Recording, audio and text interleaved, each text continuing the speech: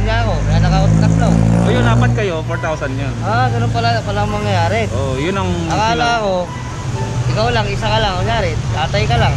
Ikaw lang nag-aalam po, yan lang ang bibigyan, di pala. Pero hanggang maximum, apat lang katao. Apat na tao lang, tama-tama, apat kami. Ang tanong doon baka yung 4,000 mega sardines ang dumating na.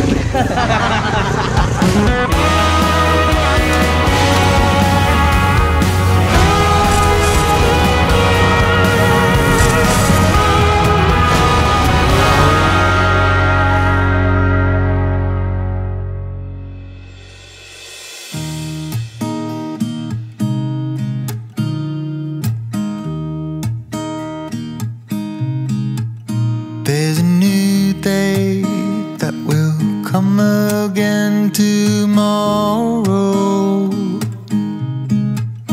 There's a new day to wash away the pain. There's a new day to take away your sorrow. And the old ways get washed out by the rain.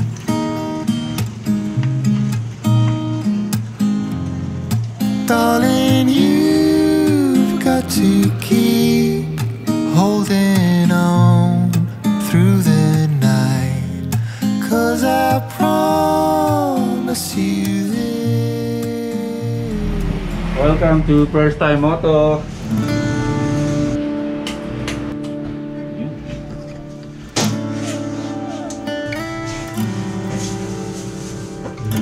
Ito na kasama ko sa akin. Dito ba? Yan. Good morning ko sa kanila tuwa. Good morning! Suplado. Diba, pang second day, third day ba ng ECQ natin? Talagang subukan ng pagtanggap sa mga sarili namin na hindi mabenta ang kapag ECQ. Pero buti na lang talaga.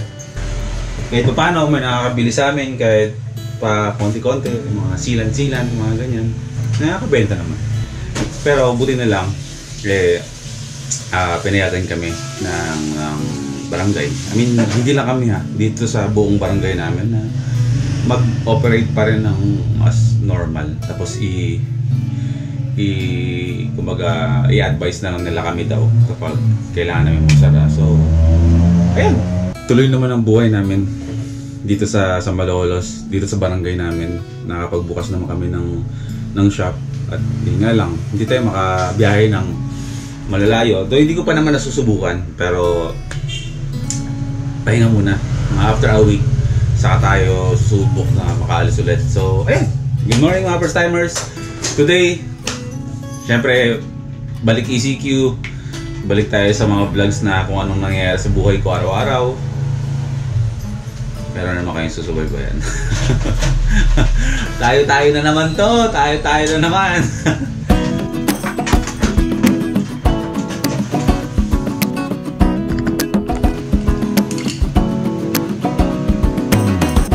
I was making my way across town, trying to get to you. I've been keeping my phone on no sound. A big storm blew up, a hurricane right in my coffee cup, carried me far, far away.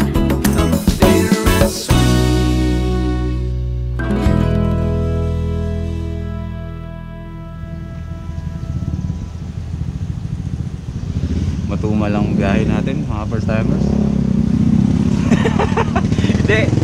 hindi ko tricycle to ng kaibigan ko. Tumambay muna ako dito, walang magawa kahit open yung shop natin, talagang konti yung tao, pero hindi tayo nawawala ng pag-asa na sa loob ng isang araw ay makabenta tayo. Meron naman, may benta naman, pero hindi talaga tulad dati nung normal na panahon na hindi binalik yung ECQ. Talagang yung ECQ na ito talagang pahirap talaga sa mga buhay natin. Pero anong gagawin natin? Pahirap sa buhay natin, pero ito rin naman ang talagang isa sa mga solusyon precaution para maingatan ang buhay natin kasi nga 'di ba dumadami na naman yung cases ng COVID dito sa bansa natin, no? Pumuputok na naman. Hindi ko alam kung pinapaputok na naman dahil yung mga balita kasi nanahimik na yung balita eh. Ang balita talaga ang naka-hype talaga sa nervyos ng mga tao, sa totoo lang. Nagpapanik yung mga tao dahil sa mga balita na yan. Kaya hindi na ako nanonood ng newsfeed eh. Hindi na ako nanonood ng balita. Sinasaksakan ko na lang ng mga good vibes at mga positive na balita yung utak ko. Kaya sa hayaan mong kainin ka ng mga hindi magagandang balita, COVID andyan na yan eh. Yung pag-iingat na sa sarili na natin yan. Hindi na yan ewan. Basta hindi na ako nanonood ng balita. Ayoko na. Pilahan to ng tricycle. Ngayon dalawa na lang ang nakapila dito. Kasi nga dahil siguro wala masyadong lumalabas o talagang yung iba nag-iisip na ng ibang hanap buhay pansamantala for 2 weeks. Ang tanong 2 weeks nga lang ba? Kaya dapat talaga maging madiskarte tayo sa mga panahon na ganito na hindi lang tayo makontento sa anong pinagkakakitaan natin. Dapat gumagawa tayo ng ibang paraan para meron tayong backup sa mga pinagkakakitaan natin. So ayun, marami na naman kayong matututunan sa akin ito. Good morning kuya. Hi, good morning. Hey bro, kamusta? Buwang tatatlo lang kayong pumapasada bro. Marami kayo ah. Wala eh. Yung iba, di talaga na masada eh. Kasi alam nga nila, mahirap ang biyahe ngayon eh. Ano, may ibang mga tropa nyo, may ibang pinagkakakitaan maliban sa tawag dito? Tricycle? Wala naman, puro ganyan lang eh. Puro tricycle kami lahat. Malak na nga namin mag-contraction eh. Construction? Oo Ang alam ko yata, ang construction na bukas ngayon, yung sa mga LRT bro. yun lang eh. Di ba? Tsaka yung sa mga looban. Sa mga Mga gumagawa ng mga maliliit na bahay. Wala, ramdam nga rin namin eh. Diba? Walang pesta bro. Ano? Kahit bawal. Wala pa naman pinagsasabi yung barangay natin na bawal eh. Sa lang, curfew yun, bawal lumabas. Oo. Pero sa pamapasada, wala namang sinasabi Wala na na. bawal. Ito pa matindi. Di ba pag umaga tahimik ko siya? Oo. Kapag hapon hanggang gabi, andun yung customer. Di ba pansin mo? Tapos pagdating nila sa 8, nagsasara tayo. Wala na. Ganun talaga eh. Ano tayo magagawa rin? Wala tayong magagawa din eh. Kaya naggusto ng natin eh. Pamahala natin eh. Sige. Okay lang sana, magbibigay sila araw-araw ng pangkain, di ba? Oo. Kahit na hindi na talaga lumabas. Pero may ayuda daw bro na ang sabi isang pamilya na Pamilya, 1,000. 1,000. Isang member ng pamilya hanggang 4,000 yata. Tapos isang pamilya 4,000. Dari ako, may pamilya ako. May anak ako sa Taclow. O yun, apat kayo, 4,000 yun. Ganun pala ang mangyayari. Oh, yun ang Akala ko, ikaw lang, isa ka lang. Kunyari, tatay ka lang. Ikaw lang nag-aalam po, yan lang ang bibigyan, di pala. Hindi. Kunwari, dalawa lang kayo. Bibigyan kayo ng 2,000. 2,000 yata. Basta Ay, 1,000 per head ko yata. Per head pala. Pero hanggang maximum apat lang katao. 4 na tao lang. Tama-tama, 4 kami. Oh, yun. Meron. Ipaglaban natin yan. Oo, Ipaglaban mo yun. Paglalaban ko talaga doon. Kasi karapatan natin yan eh. Ang tanong doon baka yung 4,000 mega sardines ang dumating. Diba? Yun ang mayroon doon. Baka mega sardines ang dumating sa atin. Yung 4,000 natin. At saka lucky you. Alam ko yan, pagsabihan yung mga barangay chairman kasi Yan. pinipili lang yan. Pinipili lang. Totoo yan. Pinipili Palakasan.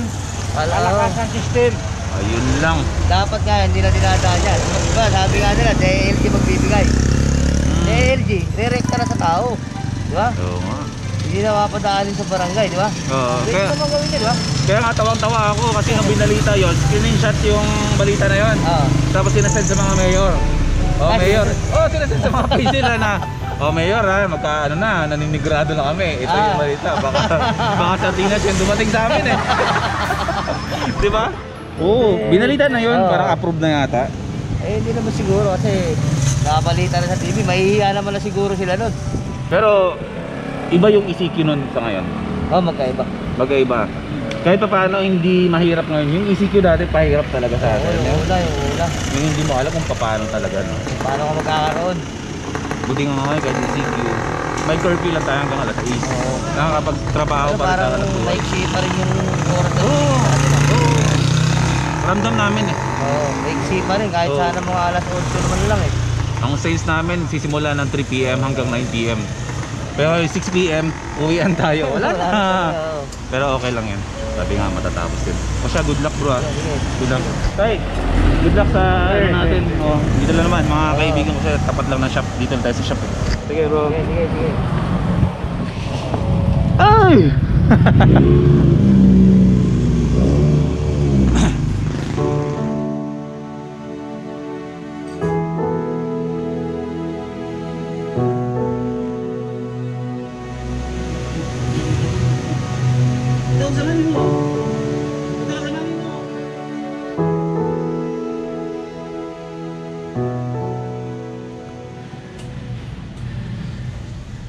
Mahal na pundi na yung ilaw natin. Hindi tumatagal yung buhay ng LED lights na to na nabili namin sa ano? Lazada. Mura pero hindi nagtatagal. Yan ang kaibahan ng bumili kayo sa mahal kesa sa nakakatipid tayo. Mura pero panandalian lang. So bibili ka na naman ng panibago. Bibili ka na naman, hindi tulad na pag bibili tayo ng mahal, eh matagal yung buhay. So mas nakakatipid tayo kapag bumili ng buhay. Wala naman dapat sisihin dyan kasi akong umorder dyan. Oo nga pala. Shoutout muna sa J3D, grabe pinagpapawisan ako. Wala nang ko. Pinagpapawisan ako sa sobrang init. Tawag dito, shoutout muna sa J3D, may mga bagong design sila na lumabas. Kaya binigyan tayo ng mga sample kasi na lahat ng sample binigay sa akin. Wait lang, ipapakita ko sa inyo ha. Saglit lang. Ito yung mga yung mga tinatawag ng J3D na top breed na stretchable at reflectorized na mga riding jersey. So stretchable na reflectorized pa. So pa kayo nakakita ng ganyang klaseng riding jersey sa ngayon. J3D ang unang gumawa nito. Papakita ko sa inyo isa-isa kasi sobrang ganda talaga ng mga to. Ito, 1, 2, 3, 4, 5, 5 piraso, 6 yan, binigyan si Prisha. Ito yung isa. Tuwat, wag mong ngat-ngatin yan! Pasaway ito mo. Aso na to. Ito yung pambabae. Ganda diba? Mas malamig to kasi syempre butas-butas diba? Pakita ko sa inyo yung 5 designs na binigay sa akin ng J3. Ito. Yan. Vintage Classic Racing by J3D Apparel. Ganda. Vintage Classic Racing. Tapos yung etiketa nila is legit na etiketa. Ito, kakaiba. Parang ang style niya is yung mga damit na sinusuot ng mga taga Mindanao. Diba? Familiar? Parang yung design is ito yung mga damit na mga sinusuot na pamalit ng mga kapatid natin ng mga Muslim sa Mindanao. Parang ganyan yung dating eh. Pwede natin gamitin sa biyahe. Pwede siyang pamorma, di ba? Aircon din yan. Tuwat, tasan yung iba? Ito. Travel is my therapy. Journey. Ang ganda ng colorway. Di ba? Blue, green, puti, maroon. In fairness naman talaga sa mga graphic artist ng J3D. Magagaling sila talaga gumawa ng design. Yun din, reflectorized. Tapos yung reflector nila, nababa na. Tapos, nasa yung iba? Tuwat! Saan mo nalagay yung iba? Saan na yun?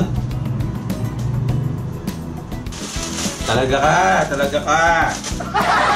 Pumasok ko talaga yun, hindi kumawari talaga yun. Parang, alam mo yun, parang may anak kang 7 years old na ang kulit-kulit. Masarap ihagis. Ito yung isa, J3D Apparel. Classic, kulay orange, yellow naman yung kulay niya. Tapos ito nakalagay, vintage never goes out of style. Di ba? Buwan mo din oh. Ang swag eh.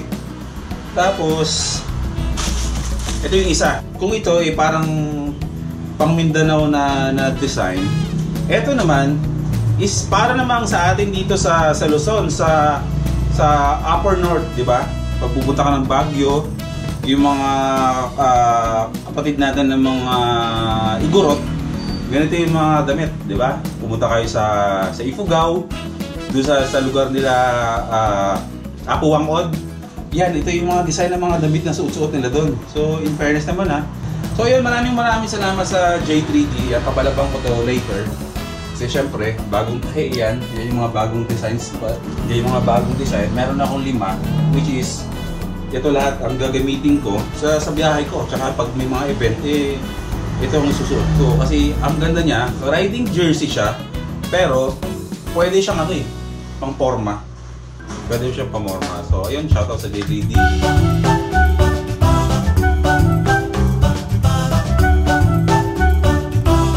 Mukhang pa-design yung binili mo. Salamat sa pag. Sige. Subscribe ko. Sige, salamat po. 3 taon na ako sa YouTube. Awkward talaga pag tinatawag niya akong boy. Huwag niyo ako tawagin boy. BP na lang ako boy. Sir Boy. Lumayas ka na. Ha? Lumayas ka na. Kunin mo na lahat ng gamit mo. Lumayas ka na. Ayos na. Lumayas na kayo. Ngayon lang kayo nakarinig na pinapalaya sa sariling siya. Lumayas ka sa sarili mong pamamahay! Lumayas ka sa sarili mong siya! Ayos na tayo. Welcome sa Day in the Life vlog! Walang biyahe, no problem. Makagawa tayo ng vlog! Chicken! Rolling Kamote Store. Talaga nakakapanibago ngayon dito sa amin kasi siyempre isipin na naman. Dati matao tong street na to, ngayon kukunti lang ang dumadaan. Ayos lang. Nakabuhay naman tayo kanina, di ba? O magkano din yun? 300 plus din ang ebenta natin kanina. O at least ngayong araw na to, hindi tayo zero, di ba? Kaya ngayon, total, hindi naman tayo nakakabiyahe. Hindi tayo nakakapag-travel vlogs ngayon. Pagsasabay natin yung pagiging buhay tendero ko at buhay vlogger ko. At syempre, susubaybayan nyo kung ano ang nangyayari sa akin araw-araw. Diba? Shoutout sa mga taga Barangay Hall. Kapitan! Makayuda ka naman!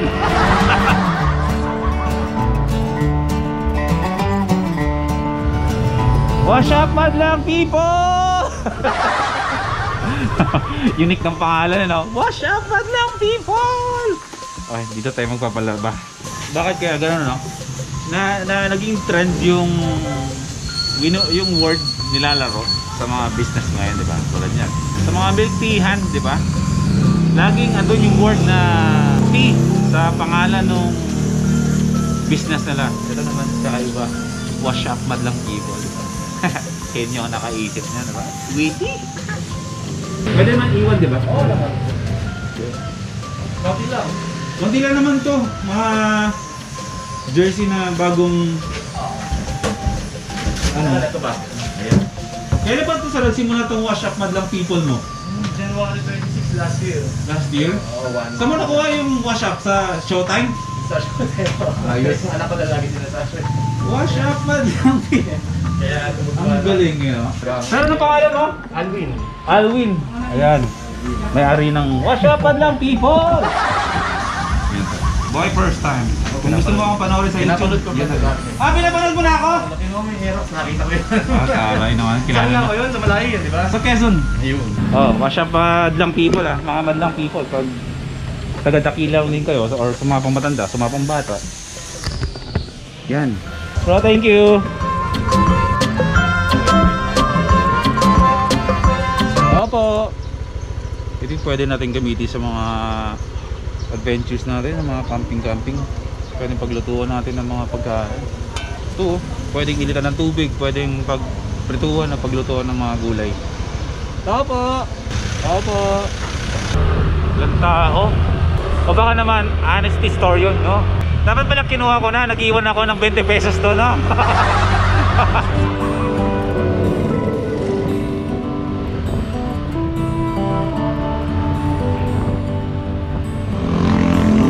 Ay, pabili! Tanghalian po. Ay, pabili po ako ng lunch namin. Sige po, isang binagoongan po at saka yun po yung gulay.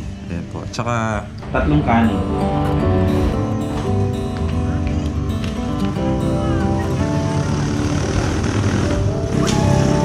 Naging totoong Pang chocolate na lang itong bag ko, no? Napakalaking sneakers nito kung nagka...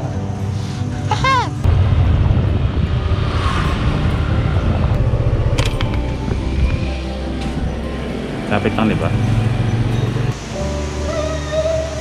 Nakabili ka ng food? Meron na.